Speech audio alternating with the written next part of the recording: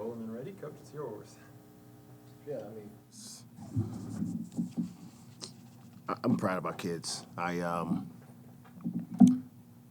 It's well documented the struggles we've had, the circumstances that we've played under all year, but they've continually showed great character in difficult moments, and it's why you get into coaching, is to try to teach difficult lessons. You don't like to teach them through losing basketball games, for sure. But a season like this, you certainly have to grab on to whatever little successes you have. And today was an example of what's possible with this group. Hopefully we can hold on to it. And I'll just tell you guys what I told them. Let's figure out a way to bounce back from winning. And something we haven't done so far in conference play. And just looking forward to getting back to preparation and getting up for the next one. You mentioned bounce back from a win, and the inconsistency has been obviously a big topic.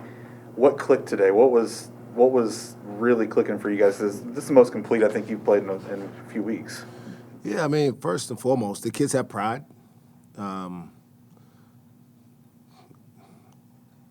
They for the most part have owned when we haven't played well, and have taken the difficult, direct truth, without much fight back.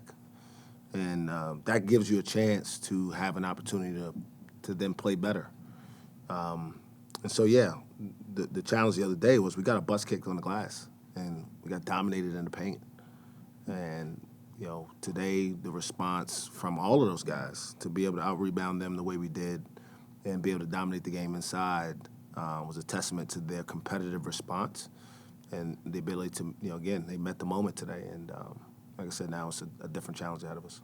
Was that kind of why you went with Tyreek in the starting lineup, was to kind of kickstart that maybe? Yeah. As much as anybody on our team, Tyreek's earned the opportunity to play more, play through some mistakes and make an impact on our team. And he's answered every challenge that we've thrown at him, whether it be the third of a rotating set of 5 men, or not play much, or at all, or start, or come off and play the last few, whatever. And guys like that you can build a program with. And I'm thankful he's here because his commitment to winning is what will give us a chance to have success for the next several years. I think you had a 22-3 run from the end of the first half into the second half. What's your thoughts on that? Look like you guys are having a lot of fun out there. Yeah, that's got to be a part of it, Nate. Appreciate you being here. It's for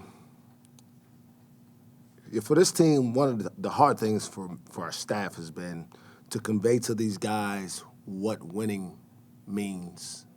What is it equate? What do you get for winning? We could have won all our games this year, and people would not be talking about us being a tournament team. And as you know, you've been around this game. That's what you played at this level for. It's an opportunity to be a part of the conversation. We're not a part of the conversation. And as disheartening as that is, there's still opportunity out there to learn how to work through that perseverance, how to enjoy the moment, because the truth is none of it's guaranteed anyway, right? 2 years ago, had they continued the tournament, by the end of that weekend, the world was shut down. There was no tournament at all. And so you can look at it and feel sorry for yourself, or you can try to learn from it and try to make the most of it. And, for the most part, they haven't been able to focus always on the team aspect of things, but they've tried to respond to our coaching, and that's what makes it worth it for you. You talk about what do you get for winning. With this team and the situation you're in, when you're trying to grab onto the joy that you can get from winning, what does that look like for you guys in the locker room after a win like this? Yeah, it's been hard, I'll be honest. And I don't think it's malicious, but I don't know if this team's always enjoyed winning this year. It's hard, but what do you tell them? On every board in every locker room around the country, there's a path to get where everybody wants to go. For an 0-11 Georgetown team today, they're saying, you know what, let's try to build some momentum so that when we get to New York for the conference tournament, we can win 4 games and go dancing. That's what it is. It's what our sport is about. And we don't have that. And so that's made it difficult for them to grab onto, well, sacrifice and commitment and for what? And so that's made it difficult, but we're here, they're competing, and today was fun. Bryce Williams was somebody who, with those couple of assists and kind of through that second half run, was really able to make an impact and finished plus 27 in this game. What did you see of how he affected his team out there today? I mean, what you saw is why we missed him so much. He can do so many different things to make the game easier for his teammates. I think he had a lob. He had a kick out for a three. He scored himself.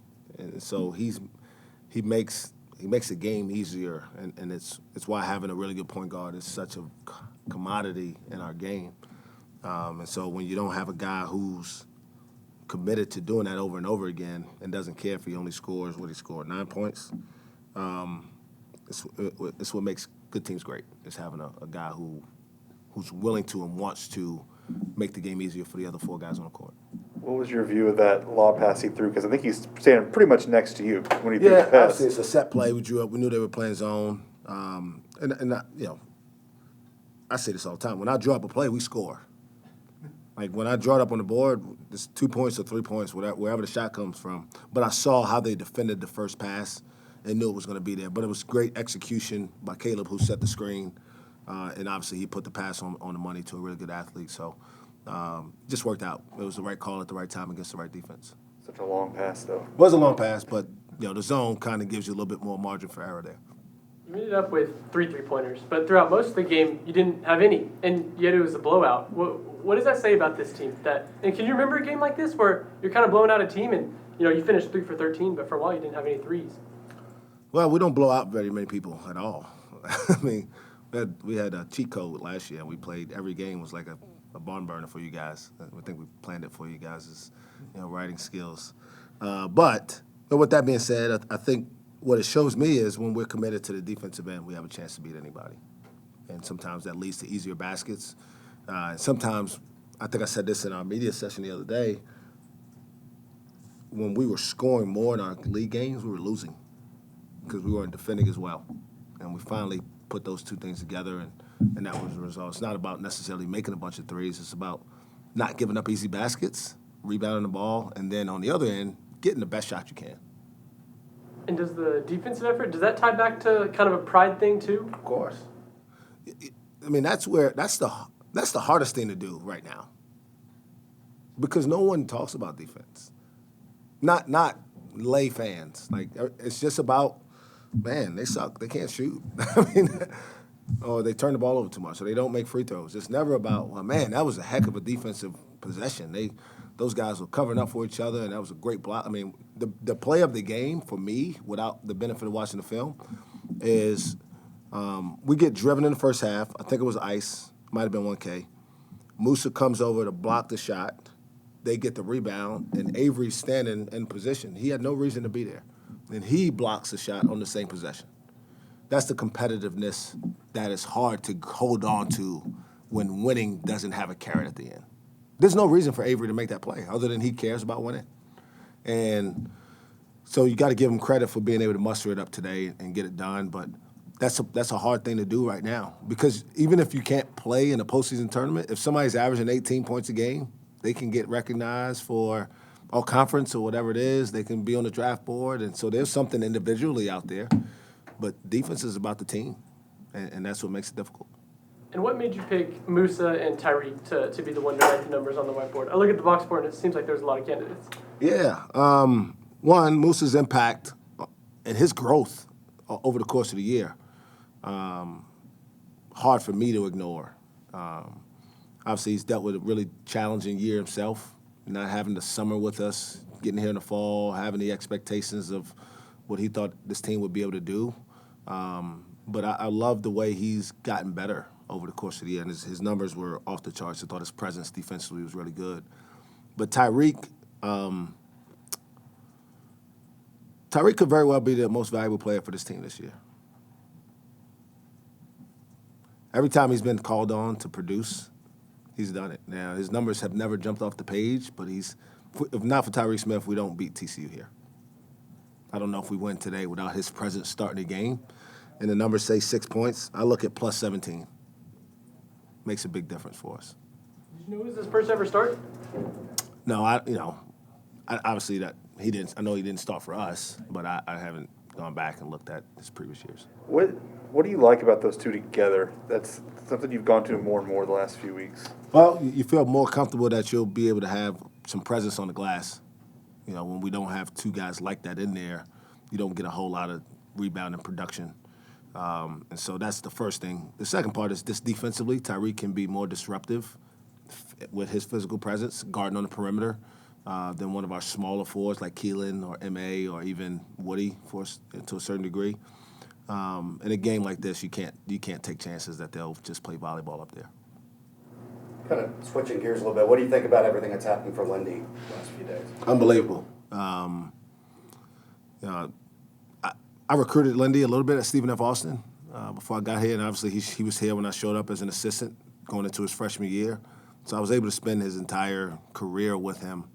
I always thought that he needed to believe that he could become an elite player and play like that more often. And I'm glad that he's taken an opportunity to continue to fight for his professional career. Be easy for a kid like that who loses the opportunity to play in any postseason his senior year, loses an opportunity to compete for any real professional opportunities the whole summer after his senior year. There was no tryouts, there was no combines, there was nothing for those guys. And to just keep searching for ways to make his dream come true and to go to Enid and maybe have people laugh at him, say, man, you're a Big 12 player. What are you doing playing here? Because I'm sure there weren't a ton of Big 12 players there. And just keep fighting and scratching and clawing and get to the G League and make the most out of every opportunity. But it's also a testament to his character. He's a true believer in himself and God, and, good things happen to great people. I'm a firm believer in that, and at the end of the day, work wins. I think being here helped him believe that you can overcome adverse situations. He went through a lot of it in his time here, and I'm certainly glad and look forward to getting down there and watching him play soon. The guy you can point to your team now and go, that's... Yeah, and obviously to other kids in the state, right, coming up that we recruit, that, you can make it from this state through this program. And it may not be the path you think coming in. Because most of these guys think they're going to spend 6 months in school and go shake Adam Silver's hand, all right? But the truth is most of them who make it are going to have the path that Lindy Waters had. How have you seen Moose's offensive game develop over this year, not just as a lob threat, but in post as well? Just patience. He's been more aggressive as an offensive rebounder. He had almost half of our offensive rebounds today. And he's got more comfortable at the free throw line. What was he, 2 for 4 today? 2 for 4, which obviously isn't where we want him to be, but it's a big improvement. He seems comfortable up there, and there's been games he's been 3 for 4. We'll continue to work on that to get him better. Have you seen M.A. take some steps the last few weeks? Yeah. A lot of times the kids just got to get out of their own way. They want to, and I get it. It's hard to focus on the team and focus on, when it's not going the way you want it to. But I think he's taken the coaching. He's allowed us to help him try to figure out how to improve as a player. And he's a young kid. The challenge is when you come in with the guy who's able to fast-track this thing like they were, they think it's easy. He made it look easy. It's not as easy as he made it look. So, just, I said it before, be patient. Unpack your bags, take your shoes off, enjoy college. Pretty cool experience here. I think back to those alley-oops Cisse had. Is the harder part of that play the pass to set it up or getting up in the air and throwing it down? No. The harder part is jumping up there. All right? Now, if you're 7 foot, it's not as hard, but we can go out there and throw you perfect lobs all day long. The hardest part is being able to jump up there, catch that ball, and find a way to throw it in the rim. It just looks easy, man. I got to ask someone because Sam's not throwing me those in the Yeah, absolutely. Anything else, Coach? Thanks, guys. Thanks, Mike.